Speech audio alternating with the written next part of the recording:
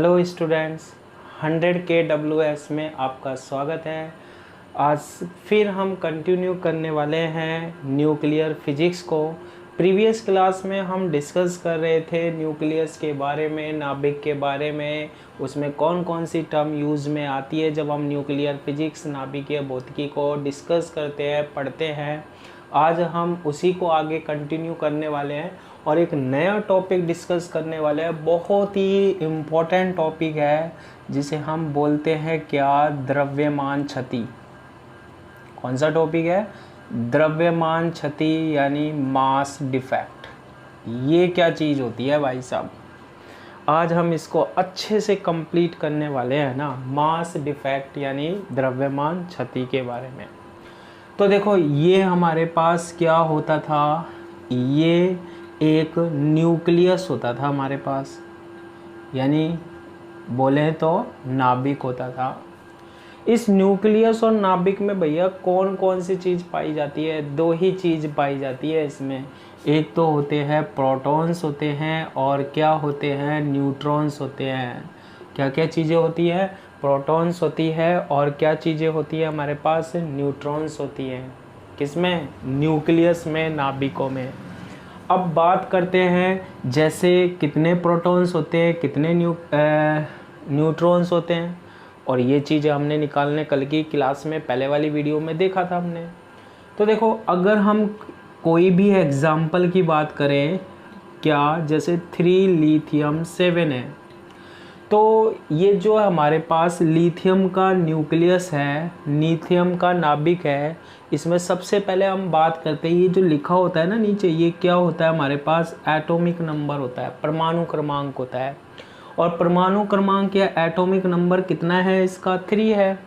और मैंने कल की क्लास में आपको ये बताया था कि जितना परमाणु क्रमांक होता है ना, एटॉमिक नंबर होता है ना, उतने ही हमारे पास क्या होते हैं? प्रोटॉन्स होते हैं। यानी लिथियम का जो न्यूक्लियस होता है, नाभिक होता है, उसमें कितने प्रोटॉन होते हैं हमारे पास?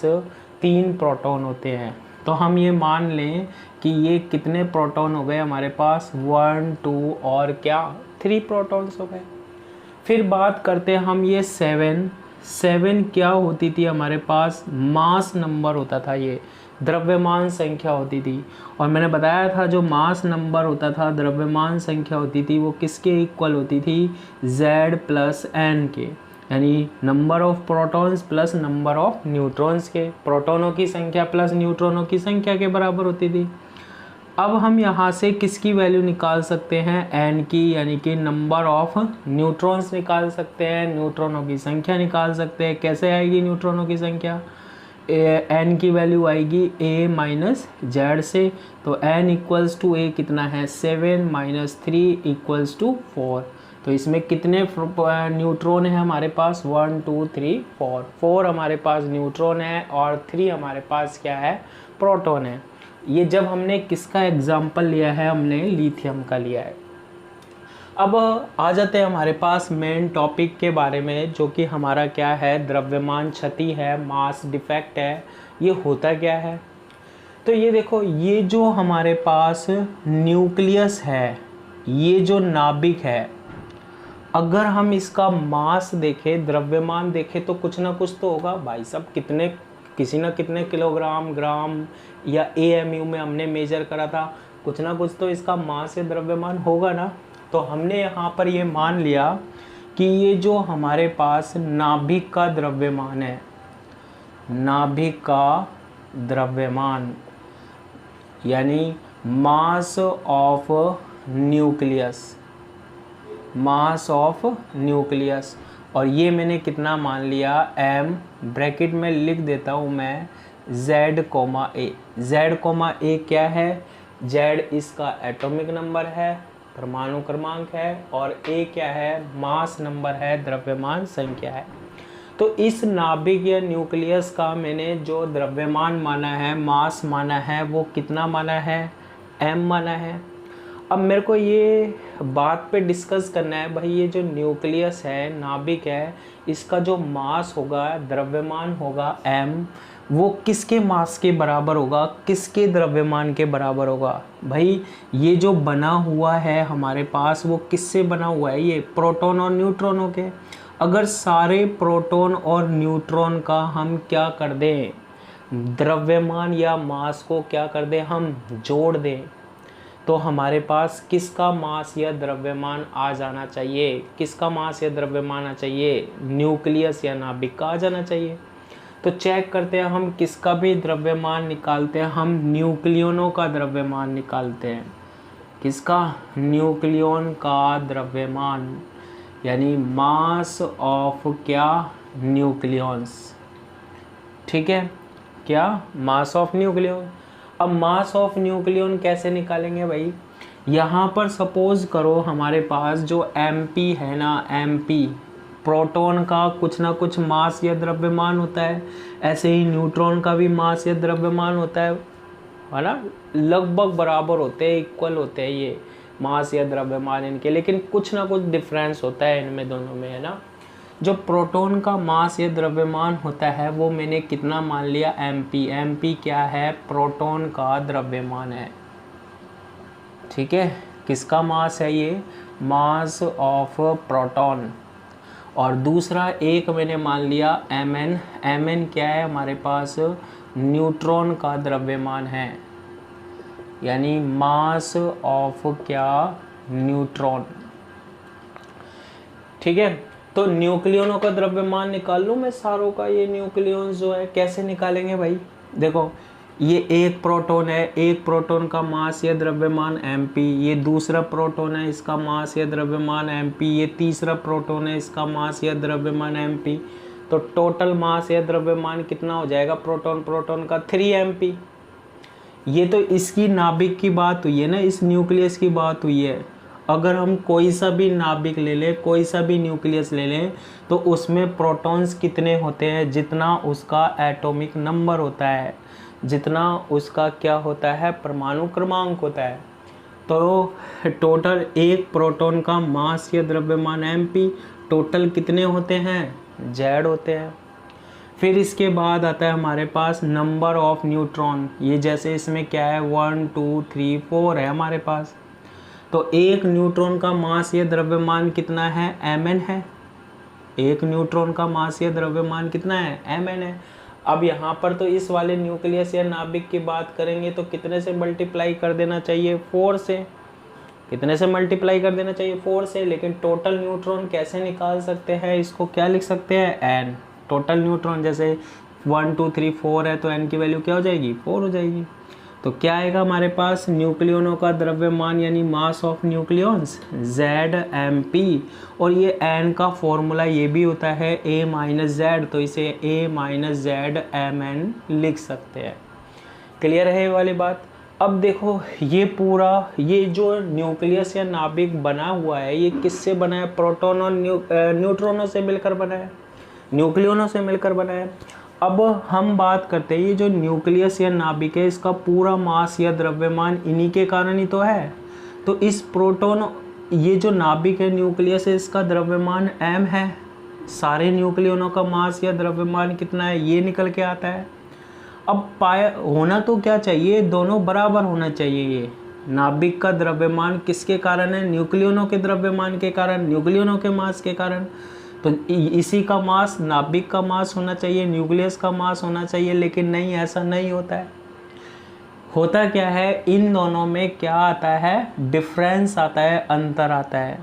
अगर हम न्यूक्लियनों का द्रव्यमान देखें, मास ऑफ न्यूक्लियस देखें, तो वो ज़्यादा होता है किससे, नाभिक के द्रव्यमान से, यानी कि मास ऑफ न्यूक्लियस में।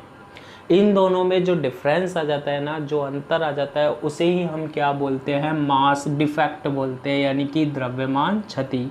तो क्या फॉर्मूला निकल के आता है हमारे पास, मास डिफेक्ट या द्रव्यमान क्षति जो होती है इसे हम किससे रिप्रेजेंट करते हैं, डेल्टा mp।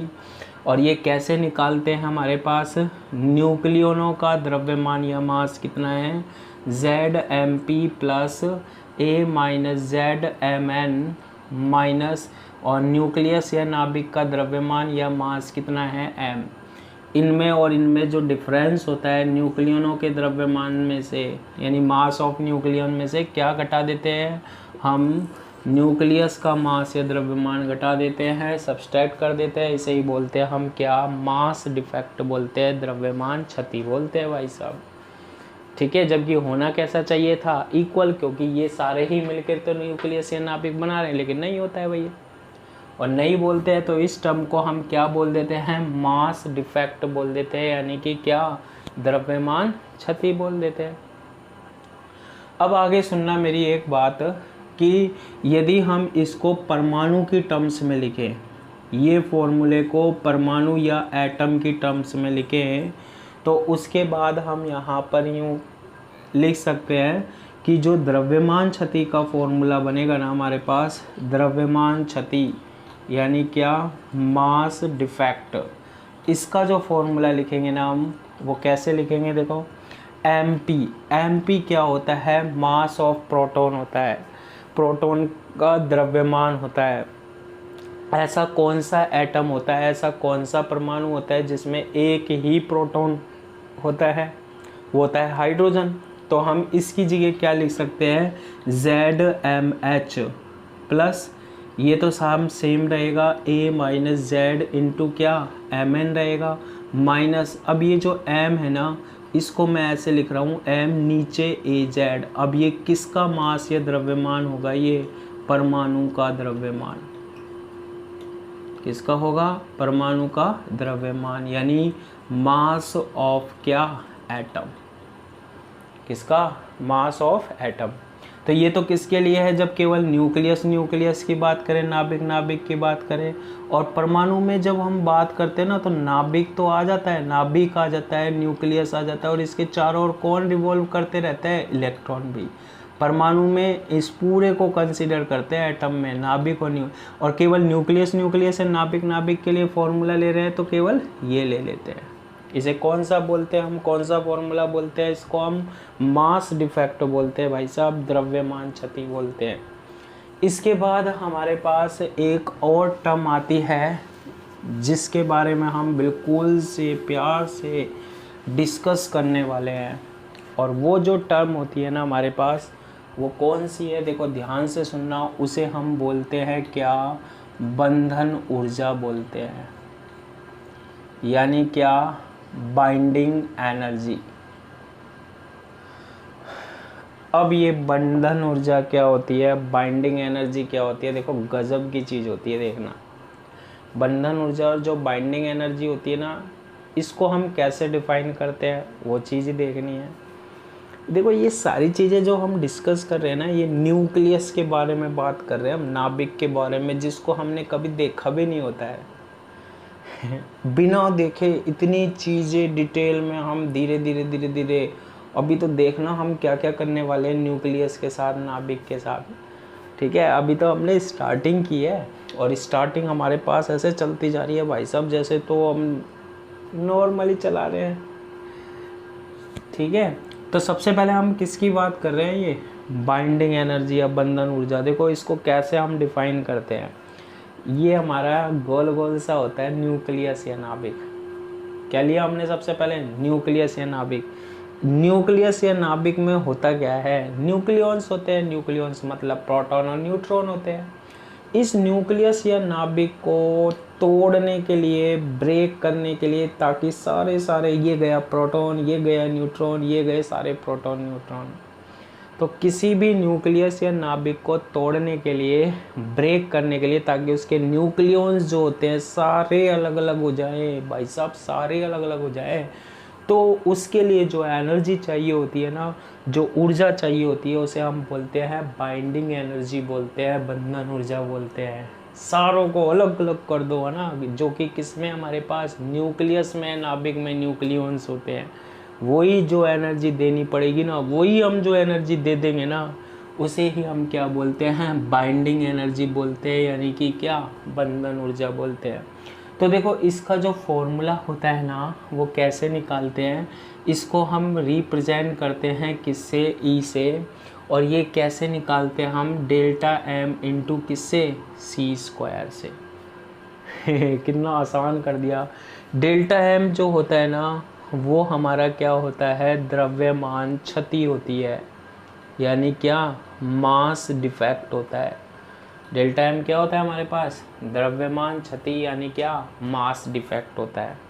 तो देखो डेल्टा एम की वैल्यू होती भी क्या है, अभी अभी बताया था, जेड एम पी प्लस ए माइनस जेड, और क्या, हैम हैन, उसके बाद होता है एम, एम क्या होता है हमारे पास, एम ए कोमा जेड। ऐसे मैंने क्या रिप्रेजेंट किया, ये किसका, नाभिक का क्या है, द्रव्यमान है, ये वाला है ना, न्यूक्लियस का मास होता है। इसको किससे मल्टीप्लाई कर देते हैं हम, c² से। इसे क्या बोलते हैं हम, बंधन ऊर्जा बोलते हैं। इसे क्या बोलते हैं हम, बाइंडिंग एनर्जी बोलते हैं। निकाल ली भाई साहब, इतनी एनर्जी दे दो, नाभिक जो होगा ना उसके अलग अलग टुकड़े हो जाने वाले हैं। ठीक है, एक तरीके से हम कह सकते हैं सारे न्यूक्लियॉन्स जो होते हैं, प्रोटॉन न्यूट्रॉन, निकल निकल के भागने वाले हैं। और इसका दूसरा जो फॉर्मूला है वो भी लिख सकते हैं, वो हाइड्रोजन की टर्म में ZmH plus A minus Z into क्या, Mn माइनस, अब यहाँ जो मास आएगा ना, ये वाला AZ, ये किसका है, परमाणु या एटम का, बस ये ध्यान रखना है। और किससे मल्टीप्लाई कर दो, c² से। ये जो फॉर्मूला है हमारे पास वो किसका है, मास डिफेक्ट का है, यानी द्रव्यमान क्षति का है।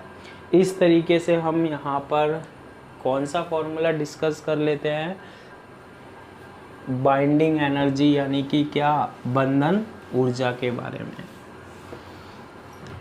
देखो अभी तो बहुत सारी चीज़ें, अभी तो धीरे धीरे स्टार्ट हुई है ना, आगे अब बहुत सारी चीज़ें, ऐसी गजब गजब की चीज़ें पढ़ने वाले ना, ऐसी गजब गजब की पढ़ने वाले ना कि भाई साहब मज़े आने वाले हैं। देखो इसके बाद जो हम नेक्स्ट टॉपिक के बारे में डिस्कस करते हैं ना, वो क्या होता है, संकुलन गुणांक होता है। संकुलन गुणांक यानी कि क्या, पैकिंग फैक्टर। ओ गजब की चीज़ है ये, देखो ठीक है। संकुलन गुणांक यानी कि क्या, पैकिंग फैक्टर। ये संकुलन गुणांक जो होता है ना, पैकिंग फैक्टर होता है। जैसे हम बाज़ार से, मार्केट से कोई चीज़ लेके आते हैं, चीज़ मतलब खाने की चीज़ है ना, जैसे बिस्कुट का पैकेट होता है या कोई भी चीज़ पैक करा के लेते हैं ना, तो उसकी पैकिंग होती है, एक की होती है टाइट, एक की होती है लूज। पन्नी बांध के ये लेके आए, पन्नी खुली नहीं रही, खूब खोलने की कोशिश कर रहे हैं भाई साहब, खुली नहीं रही, क्यों, क्योंकि उसकी पैकिंग बहुत टाइट है। एक होता है भाई साहब, ये लेके आए गरम गरम चीज़, फटाक से पन्नी खोली और हमने स्टार्ट कर दिया खाना पीना, तो उसकी जो पैकिंग होती है वो लूज़ होती है। तो ऐसे ही न्यूक्लियस या नाभिक जो होता है ना, उसमें भी क्या होती है, पैकिंग होती है, पैकिंग, पैक्ड। यानी न्यूक्लियस या नाभिक में जो प्रोटॉन न्यूट्रॉन होते हैं ना, उनके बीच में फोर्स बल होता है। किस तरीके से पैक्ड होते हैं वो, कितना ज़्यादा पैक्ड होते हैं या हल्के पैक्ड होते हैं, कितने ज़्यादा पैक्ड होते हैं या हल्के पैक्ड होते हैं, वो कौन का बता रहा है, हमारे पास एक तरीके का संकुलन गुणांक बता रहा है, वो पैकिंग फैक्टर बता रहा है। इस पैकिंग फैक्टर यानी संकुलन गुणांक का एक फॉर्मूला है जिसकी हेल्प से हम फाइंड आउट कर सकते हैं, और वो फॉर्मूला है F = m-a/a से। m क्या है हमारे पास, न्यूक्लियस या नाभिक का मास या द्रव्यमान है, a क्या है हमारे पास, द्रव्यमान संख्या है, मास नंबर है, और a ये भी क्या है, द्रव्यमान संख्या है, मास नंबर है। इस तरीके से हम बहुत ही आसान तरीके से क्या निकाल सकते हैं, इसकी पैकिंग निकाल सकते हैं भाई साहब, कितने टाइट बंधे हुए हैं या फिर कितने लूज हैं। गजब की चीज़ हो गई, गजब की चीज़ है ना। देखो अब इसके बाद हम एक फॉर्मूला देखते हैं। क्या फॉर्मूला है कि हमारे पास एक फॉर्मूला के एक न्यूमेरिकल देख लेते हैं। चलो, एक हीलियम नाभिक या न्यूक्लियस है। कौन सा नाभिक या न्यूक्लियस लिया है मैंने, हीलियम। और इसकी हमें क्या निकालनी है, बंधन ऊर्जा फाइंड आउट करनी है, बंधन ऊर्जा ज्ञात करनी है भाई साहब। क्या फाइंड आउट करो, इसकी बाइंडिंग एनर्जी फाइंड आउट करो। अरे सर करेंगे ना। अब देखो बाइंडिंग एनर्जी फाइंड आउट करने के लिए, बंधन ऊर्जा करने के लिए कुछ चीज़ें दी हुई हैं। जैसे MH दिया हुआ है। MH क्या है, मास ऑफ हाइड्रोजन। हाइड्रोजन का क्या है, द्रव्यमान है। और ये दे रखा है हमारे पास 1.007825 और क्या AMU, ठीक है। MH दे रखा है। एक हमें दे रखा है MN मैंने अभी बताया था क्या होता है, न्यूट्रॉन का द्रव्यमान, मास ऑफ न्यूट्रॉन। ये दे रखा है 1.008, कितना गिवन है 1.008665 और AMU दिया हुआ है। थर्ड जो हमारे पास दिया हुआ है वो M दिया हुआ है, M हीलियम। ये देखो जब ऐसे लिखा हो ना तो ये किसकी बात कर रहा है, ये जब ऐसे लिखा हो ना ये किसका, जब ये MH दिया होता है ना तो ये किसका द्रव्यमान है, ये परमाणु का, यानी कि किसका, एटम का। दो फॉर्मूले बताए हैं, एक तो न्यूक्लियस या नाभिक की टर्म में, एक परमाणु या एटम की टर्म में। और ये दिया हुआ है हमारे पास कितना 4.00, सारे मान जो है ना वो किस में दिए हुए हैं, AMU में, 26 AMU। और हमें क्या फाइंड आउट करनी है भाई साहब, बंधन एनर्जी यानी कि बाइंडिंग एनर्जी फाइंड आउट करनी है। जब भी आपके पास ये MH दिया होगा ना तो आप कौन सा फॉर्मूला लगाओगे, MH वाला।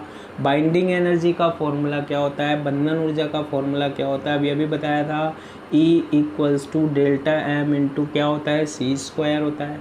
ओहो गजब की चीज़, इसमें नहीं क्या है, नहीं कुछ नहीं है, नहीं तो बस सोल्व करना आना चाहिए ना। फिर ΔM की वैल्यू क्या होती है, ZMH + A - Z इंटू क्या, MN होता है, ठीक है। और उसके बाद हमारे पास -M होता है इंटू क्या होता है हमारे पास, C² होता है। अब देखो ये कौन सा न्यूक्लियस या नाभिक दिया हुआ है, हीलियम दिया हुआ है, हीलियम के ऊपर 4 लगा हुआ है। तो हीलियम का जो एटॉमिक नंबर है, मास नंबर है, एटॉमिक नंबर है यानी परमाणु क्रमांक है, वो तो हम जानते हैं, गजब की चीज़ जानते हैं ये तो हम, है ना। कितना होता है हमारे पास, 2 होता है। तो जब हीलियम की बात हो रही है ना तो इसमें Z परमाणु क्रमांक या एटॉमिक नंबर कितना है, इसका 2 है। मास नंबर या द्रव्यमान संख्या कितनी है, 4 है। इससे ही सोल्व हो जाएगा। देखो E = Z की वैल्यू क्या पुट कर दो, 2। MH क्या है हमारे पास, हाइड्रोजन का द्रव्यमान, मास ऑफ हाइड्रोजन कितना है 1.007825 और क्या AMU प्लस A कितना है 4 है, Z कितना है 2 है, तो 4 - 2 कितना आ जाएगा 2 इंटू MN का मास या द्रव्यमान 1.008665 और क्या AMU हो गया। -M क्या होता है, टोटल मास या द्रव्यमान हीलियम का, कितना दिया हुआ है 1.0026 AMU इंटू क्या, बाहर आ गया हमारे पास क्या, C², ठीक है। इसको हम और सोल्व कर सकते हैं, देखो कैसे करेंगे, 2 इंटू 1.007825, इसमें AMU, इसमें AMU, इसमें AMU, इसको बाहर निकाल लेंगे हम, AMU को कॉमन ले लेंगे। 2 इंटू 1.008665 और -4.0026 और बाहर हमारे पास क्या आएगा AMU इंटू C² आ गया। मैंने कल आपको ये बताया था कि एक फॉर्मूले के बारे में हमने डिस्कस किया था कि 1 AMU = होता है 931 मेगा इलेक्ट्रॉन वोल्ट अपॉन क्या, C²। एनर्जी या ऊर्जा जो हमें फाइंड आउट करनी होती है ना वो मेगा इलेक्ट्रॉन वोल्ट में फाइंड आउट करेंगे, निकालेंगे। जब AMU इंटू C² आ गया ना तो यहाँ से वैल्यू बनानी है, देखो AMU इंटू क्या, C², और AMU इंटू C² की वैल्यू क्या लिख सकते हैं 931 और क्या मेगा इलेक्ट्रॉन वोल्ट बना सकते हैं। तो E जो आएगी, एनर्जी जो आएगी 2 इंटू 1.007825 प्लस 2 इंटू 1.008665 माइनस 4.0026 आ जाएगा। और ये बाहर किससे मल्टीप्लाई हो रहा है, AMU इंटू C² को 931 मेगा इलेक्ट्रॉन वोल्ट से क्या कर देंगे, मल्टीप्लाई कर देंगे। है ना, गजब की चीज़ हो गई ना। बस ये ऐसा न्यूमेरिकल है। अब जैसे ही आप इसको सोल्व करोगे ना, बिल्कुल गजब आंसर आने वाला है। और इसका आंसर जो आएगा वो 20.3 मेगा इलेक्ट्रॉन वोल्ट के अप्रॉक्स ही आएगा। जब आप इसको सोल्व करोगे तो इसकी जो वैल्यू आएगी वो कितनी आएगी हमारे पास, यही आने वाली है, कितनी, 28.3 मेगा इलेक्ट्रॉन वोल्ट। इस तरीके से हम इस क्वेश्चन को क्या कर सकते हैं, सोल्व कर सकते हैं। ठीक है, इस क्वेश्चन को इजीली हम क्या कर सकते हैं, सोल्व कर सकते हैं।